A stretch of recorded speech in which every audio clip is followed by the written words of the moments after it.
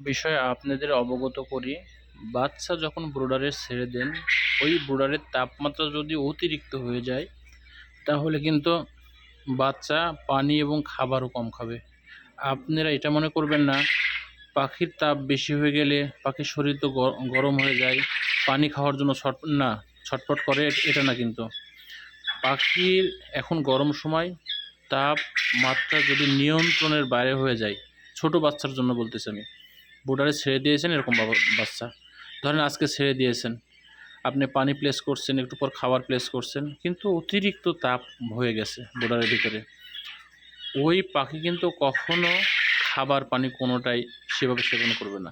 আর যখন সঠিকভাবে সেবন করবে না, তখন কিন্তু পাখির বাচ্চাগুলো দুর্বল হয়ে যাবে।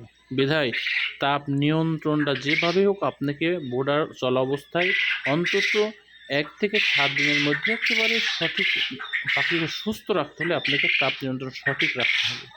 এখন দেখেন, এখন গরম সময়, সন্ধ্যার পরে এখনও পর্যাপ্ত গরম, বাইরে অনেক গরম। আমি কিন্তু বাল্ব দিয়ে রাখছি, আরেকটা বাল্ব দেওয়া ছিল, দুইটা দেওয়া ছিল। গরমে পাখি কিন্তু এখন একটু ঠান্ডা লাগতেছে, বুঝতে পারছেন, ওই জায়গায় জড়ো হয়ে আছে।